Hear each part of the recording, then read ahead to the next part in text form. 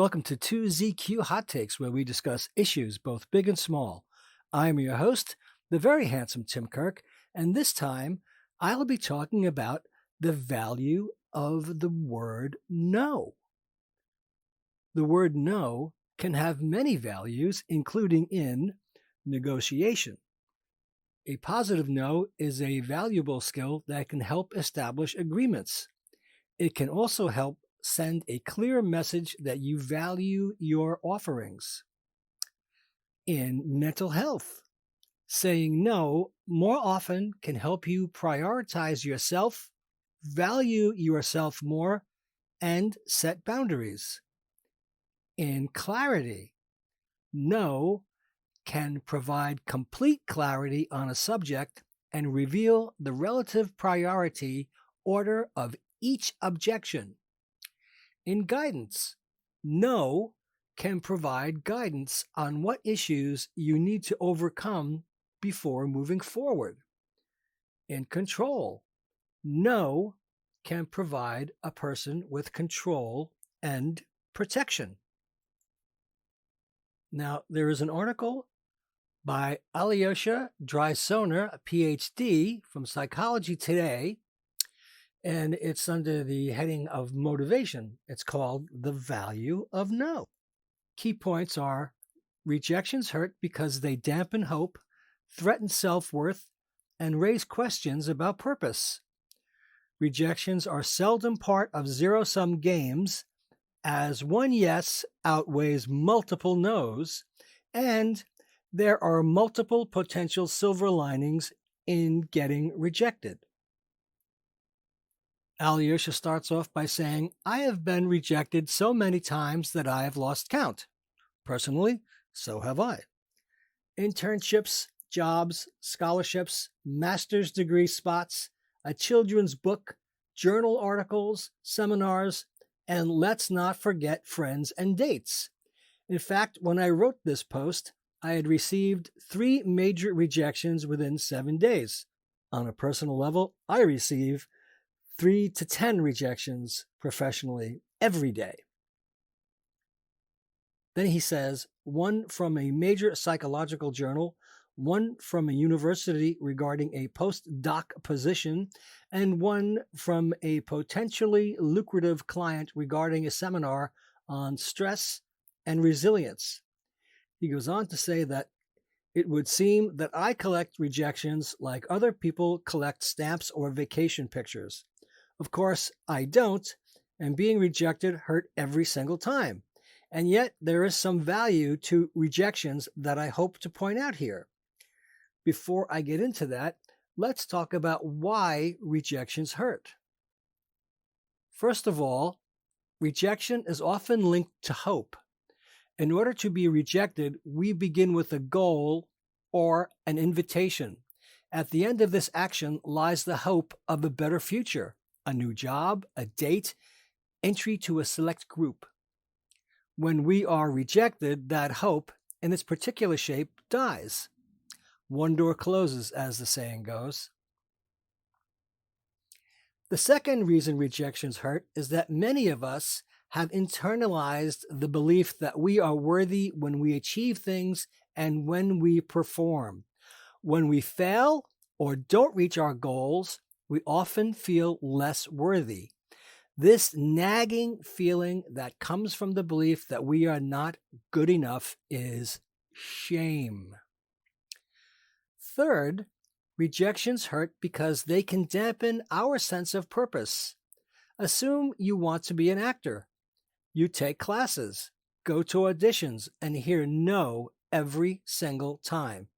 Even the most enduring among us would eventually have doubts if this was truly our path. As Brené Brown writes in 2018, shame is the fear of disconnection. And this brings me to the fourth and final reason why rejections hurt so much. Being rejected can lead to feelings of being lonely. An extreme version of rejection is ostracism when an individual is expelled from a group. Research shows Getting rejected for things you really want to do is better than getting rejected for things your parents or other society wants you to do. Also, it pays to remember that not all endeavors are equally worthy. Perhaps gathering 100,000 Instagram followers isn't the best way to measure your success. And finally, never getting rejected may be less than ideal. If you never get rejected, you are likely deep in your comfort zone and personal growth rarely happens. If you hear yes at every single career stage, you probably did not reach high enough. If you never hear no, chances are you did not make many risks, or you are just exceptionally talented, lucky, or both. I would also say rich and spoiled and privileged because they are never told no. He goes on to the next step, which is the benefits and lessons of getting rejected. With these remarks out of the way, what can we learn from getting rejected? 1. In a career and dating context, rejections are a feedback mechanism. If we knock on enough doors and sometimes hear yes and sometimes hear no, we can learn how the market of supply and demand currently values what we have to offer. Knowing exactly where we stand can provide us with insights for better decisions. Do we need to improve, or do we just need to roll the dice some more? If we are lucky, rejections come in more words than a simple no and offer some kind of reason why it was a no this time. If you don't hear or see this reason right away, it might be a good idea to ask. Secondly, rejections can build resilience. If we go through life smooth sailing with nothing ever going wrong, or perhaps our parents shielding us from adversity, we don't learn how to cope with setbacks. The first rejections usually hurt the most, but as we go through life hearing some yeses and nos, it becomes easier to cope with the nos. If we learn to view ourselves as individuals who are worthy of love and belonging regardless of our achievements, it becomes easier still. 3, or the third, rejections can build character. I must have some fortress of character. Hearing no every now and then can help us stay grounded and develop humility. I have been humbled very, very, very many times. If we have a growth mindset, from Dweck in 1999, we can find motivation from rejections, so try a bit harder as our abilities are not fixed in time, but change with effort and strategy. 4, or fourth, rejections are obstacles on the way to success. When we follow our passions and dreams, we are often trying something difficult. If it wasn't difficult, it wouldn't feel as important or worth doing. Because what we are doing is hard, we are going to fail. We must walk through the no's to get to the yes. If J.K. Rowling had given up after getting rejected 12 times, there would be no Harry Potter. Personally, I don't think it would be such a great loss. Instead, she said she would try until every single publisher turned her down, fearing that might in fact happen. In this way, rejections are necessary, or at least a byproduct, to succeed. Rejections feel like a punch in the gut or like the sting of a bee. The important thing is that we learn to try again and not get discouraged. Good luck. Well, thank you, Alyosha. As someone who's been getting rejected on a regular basis for a long time, I have my own opinions that are very difficult to articulate, so I'll end with this. Thanks for listening. See you next time. And as the kiddies say, peace out.